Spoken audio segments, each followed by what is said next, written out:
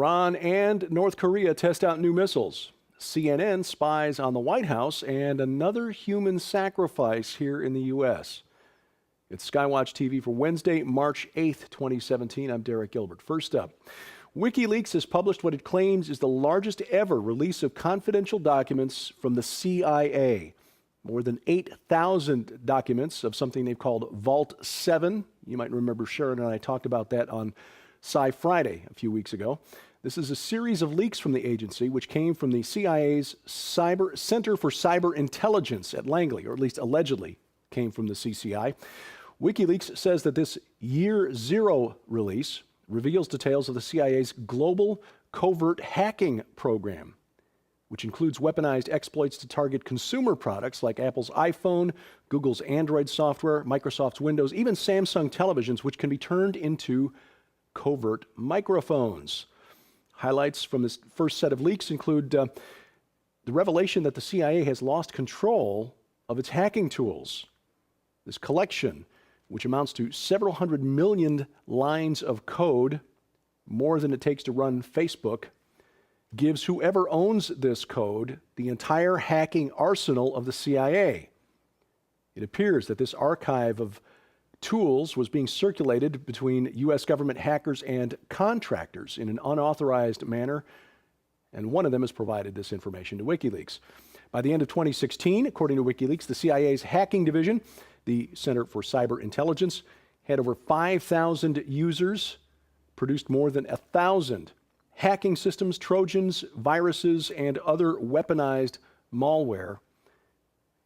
Again, more code than it takes to run the entire Facebook website. The CIA, in effect, has created a second NSA, National Security Agency, without ever being asked by Congress why it was necessary for you and me, the American taxpayer, to pay for a second agency to duplicate the function of the first.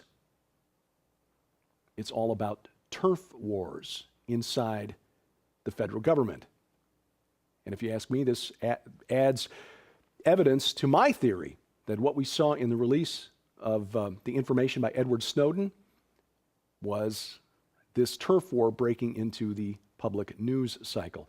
One other bit of information that was really interesting is that one of the tools disclosed by WikiLeaks, owned by the CCI, the Center for Cyber Intelligence at the CIA, was the ability to hack and leave fingerprints that pointed at another national government, like Russia, which all of a sudden makes the Russians hacked the election meme a lot more interesting. Speaking of the NSA, a top whistleblower for the National Security Agency says that the spies did spy on Donald Trump. This is confirmed by former Attorney General Michael Mukasey, George W. Bush's AG, said that Trump was probably right that Trump Tower was bugged, but by the Justice Department, not by Obama himself directly. A political blog, Washington's blog, asked the highest level NSA whistleblower ever, William Binney, whether he thought Trump had been bugged. Now, Binney was a 36-year NSA executive. He actually created the agency's mass surveillance program. So, as the guy who developed the tools used to conduct this kind of surveillance, he is in a position to know. And he basically told Washington blog that, yes, the NSA has all the data for anything that came out of Trump Tower through what they call upstream programs under the code names Fairview, Stormbrew, or Blarney. And then they share the metadata with other government agencies like the CIA and the FBI. Now, this is all done under Executive Order 12333.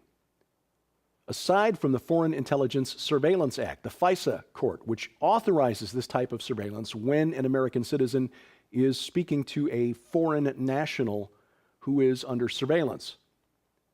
In other words, what Binney is saying is that the FISA court is political and legal cover for spying that is going on all the time under this Executive Order 12333, which was issued by Ronald Reagan in 1981.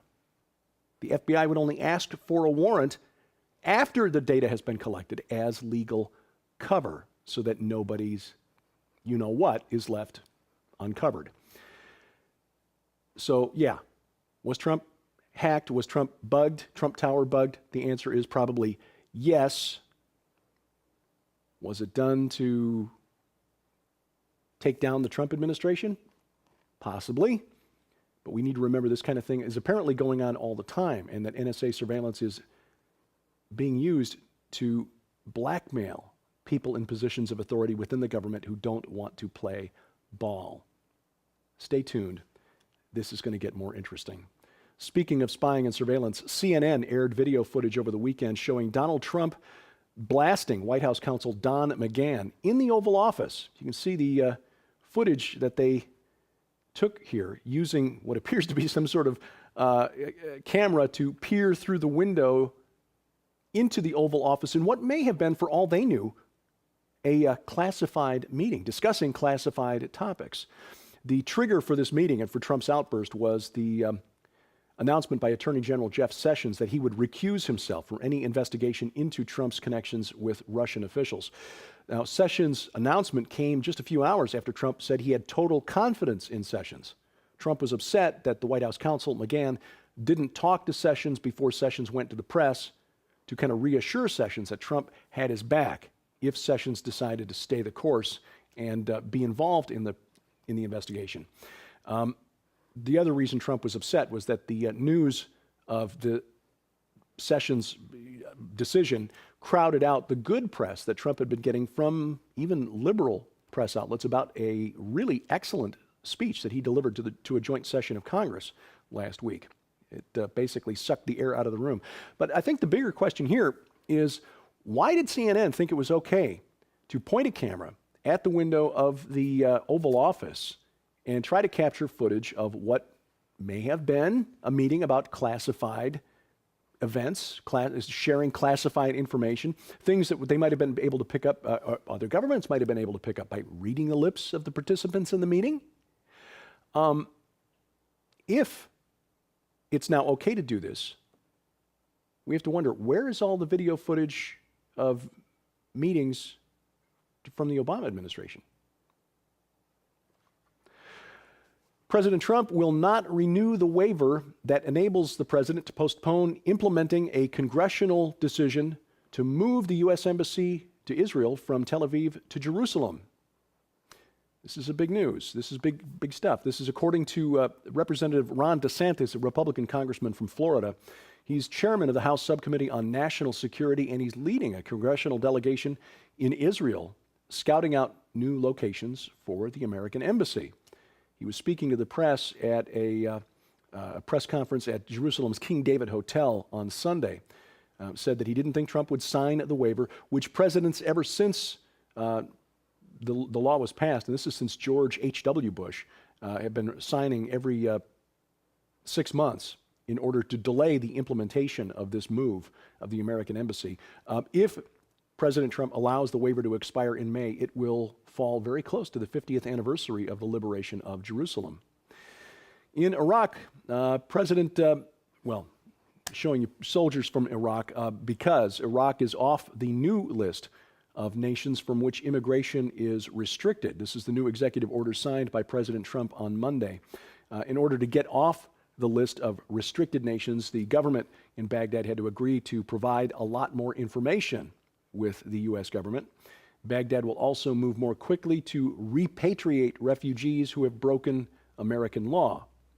Now, the bottom line here, Iraq has stepped up and said it's going to take on more of the responsibility for vetting immigrants from Iraq before they arrive in the United States. Now, the other 6 nations on the list, Iran, Libya, Somalia, Sudan, Syria, and Yemen, they'll have a little harder time getting off that list. North Korea fired several banned ballistic missiles Monday that flew about 620 miles out into waters off its east coast. This is apparently a reaction to new military drills between the U.S. military and the South Korean military. Japan said 3 of these 4 missiles landed inside its exclusive economic zone, calling the launch a grave threat to Japan's national security. It's not immediately clear what type of missile was fired or how many we think 4, but we're not sure. The North Korean government has staged a series of missile test launches in recent months. And Iran, meanwhile, fired 2 ballistic missiles as Iranian ships came within 600 yards of a Navy ship, which was forced to change direction. The announcement came a day after North Korea launched its missiles. Fox News reporting that Iran fired its missiles over the weekend, a pair of them into the Gulf of Oman. One of the missiles destroyed a target barge, a floating barge, about 155 miles away from the launch site. The launches of the Fateh 110 short-range ballistic missiles, the first test of this type of missile in 2 years. Not clear if this was the first successful test of the missile at sea, which has got the U.S. Navy nervous, understandably. And this test, by the way, also comes a week after a successful test fire of the new Russian surface-to-air anti-missile missiles, the S-300 system that Moscow recently sold to Iran. Coming up, a teenage girl in Missouri pleads guilty to murder for Satan. That's ahead on SkyWatch TV. You've been fighting in a war against an enemy you've been told doesn't even exist. SkyWatch TV wants to change that to prepare you for the battles ahead. Beginning March 7th, exclusively from SkyWatch TV, the Cosmic War Collection finally arrives. Featuring 3 groundbreaking books, a 5-hour DVD, and a 7-hour audio series showing you how real the supernatural War of Kingdoms actually is. Reversing Hermon by acclaimed Bible and ancient language scholar Dr. Michael S. Heiser, and The Great Inception by SkyWatch TV's Derek P. Gilbert. You'll learn how Christ's full mission has been misunderstood for 2,000 years. Not only did he come to shed his blood to redeem mankind, Jesus was on a mission to reverse the sin of the angelic watchers who descended on Mount Hermon. You'll also discover how Bible stories you've known since childhood were literal battles in the spirit realm between God and the gods who rebelled. When you order the Cosmic War Collection from SkyWatch TV, you'll receive Reversing Hermon by Dr. Michael S. Heiser, The Great Inception by Derek P. Gilbert, a new, exclusive, never-before-offered deluxe hardcover collector's edition of the Book of Enoch. The Real Clash of the Titans DVD, a special, never-before-released video compilation with 5 hours of teaching on the long war between God and the gods. And The Unseen Adversary, a brand new audio series on MP3 disc with 7 hours of Derek P. Gilbert interviewing Dr. Michael Heiser on the Watchers, UFOs, and the Great Cosmic Rebellion of Satanic Forces. A value of more than $100, yours for just $29.95. The Cosmic War Collection, available beginning March 7th only from SkyWatch TV. Know your enemy. Order the Cosmic War Collection beginning March 7th by calling 844-750-4985 or log on to skywatchtvstore.com. House Republicans on Monday released their plan to unravel President Obama's signature health care law. House committees plan to begin voting on the 123-page bill today, Wednesday, launching what could be the big battle of the year in Congress. GOP leaders expect their measure to win the backing of the Trump administration, but there are divisions within the party. As we mentioned Monday, Senator Rand Paul of Kentucky still calling this new bill Obamacare Light. Now, I've not had a chance to study this in depth, but just looking at the highlights of the bill, tax credits of between $2,000 and $14,000 for families, refundable even if you're not liable for any income tax, meaning the government could be just paying you instead of deducting from what you owe the IRS. Conservatives say that this creates a new entitlement that the government can't afford. There would be a series of taxes on higher earning people, the insurance industry, and others that would be repealed. I didn't write this very well, did I? A series of tax increases on higher earning people that were used to finance Obamacare would be repealed in 2018. So in other words, it doesn't appear that coverage is going to change much, but yet the financing, the tax portion is being attacked, which again, conservatives are saying is adding to the government's debt load already. Other things like insurance safeguards for people with pre-existing conditions, parents' ability to keep kids on their insurance plans until the age of 26 would be left as part of the new Republican plan. Overall, when you look at the main points of the plan, if you think back 8 years and Imagine what would have happened if this plan had been proposed by Nancy Pelosi and the Democrats in Congress. I think it's a pretty safe guess that the Republicans would have fought this plan tooth and nail. This is what we call boiling the frog by degrees. Drop it in the pot, turn up the temperature so slowly it doesn't notice that it's changing until suddenly it's, being boiled alive. That's what's happening to us. The Supreme Court has refused to hear the case of a transgender student who wants to choose the bathroom she uses at her high school. Gavin Grimm, who liberal press has to contort the English language to describe, she is called a person who was assigned female gender at birth, or designated as female at birth, or assigned the identity of a girl at birth. No. She was born female, and she is a girl. The fact that she wants to live as a boy, notwithstanding. Gender is not some aspect of identity that we can just arbitrarily change at will. Well, the Supreme Court was scheduled to hear the case later this month. However, it has changed course following the Trump administration's decision to withdraw an Obama administration policy requiring schools to allow students to use the bathroom that they feel like using. Today I feel like a woman. I'll use the ladies' room. Now, a lower court in Virginia will decide the case and determine whether the anti-discrimination law known as Title IX applies to gender identity and transgender students. Title IX was intended to compel school districts to allocate equal resources for women's activities as for men. This issue is probably now going to bounce around lower courts for years and force lower courts to decide the issue. Transgender advocates had wanted the Supreme Court to rule on it so that they could impose their will on the entire nation in one fell swoop. Conservatives argue that this ought to be decided locally. A Missouri teenager has pleaded guilty to murdering another teen and said that the killing was part of a satanic sacrifice. 17-year-old Amanda Bennett changed her plea last week from not guilty to guilty. Second-degree murder is the charge. She's accused in the stabbing death of 17-year-old Caitlin Root. She told the court, Bennett did, that she and 18-year-old Sebastian Dowell had decided in October they needed to murder 2 people a year as a sacrifice to their demonic god. Bennett said that she consequently contacted a number of depressed people on Facebook and lured Root into meeting her and Dowell in a park. She pleaded not guilty to the charge in December, changed her plea last week after the prosecutor agreed not to file a first-degree murder charge in exchange for a guilty plea. Bennett had initially been charged as a juvenile. She's now being tried as an adult. She faces 10 to 30 years behind bars and will undergo a mental health screening before sentencing because, of course, it's a mental health issue, not a spiritual issue. Dowell also pleaded not guilty in December. His trial gets underway next week.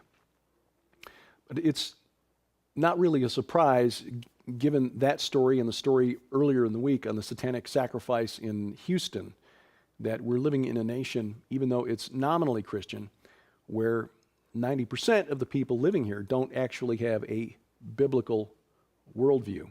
This is a new study by the American Culture and Faith Institute, which is headed up by Christian pollster George Barna. He found that only 24 million Americans, 10%, have a biblical worldview, even though when you ask the question, 46% of Americans think they have a biblical worldview. The survey evaluated people's worldview by using 20 questions about their core spiritual beliefs and 20 questions to assess their behavior, whether or not they're actually living according to what they say they believe.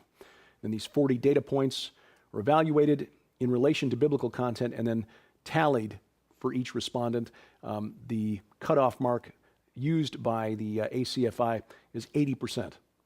So if your answers were 80% consistent with what's actually in the Bible, you were judged to have a biblical worldview. A couple other findings: only 30% of Americans can be considered born-again Christians, but only 31% of that 30% have a biblical worldview. In other words, less than a third of people who consider themselves born-again Christians have a biblical worldview. And even among the 11% of Americans who say they read the Bible every day, less than half of those people have a biblical worldview. We won't win back the culture until we win back our churches. And one final note, a cultural note. Joe Rogers, the smiling gentleman you see on the right in the picture behind me, co-founder of the chain of restaurants Waffle House, passed away last Friday at the age of 97. Waffle House operates in 25 states, mainly in the South, southern U.S. Founded the chain in 1955 with his partner, Tom Faulkner. They opened the first of more than 1,900 Waffle House restaurants in Avondale Estates, Georgia.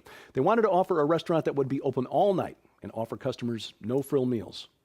They got the idea back in 1937 while they were serving together in rural Tennessee in the National Guard, when they snuck away from their post and had a meal in the rather small and modest home of an elderly couple who lived nearby. Rogers and Faulkner ran the chain until the late 70s. Rogers said he never saw himself as a tycoon, even though he headed up a restaurant chain that made him worth more than about $400 million. He said in an interview back in 2004, "I'm not an executive. I'm a waffle cook."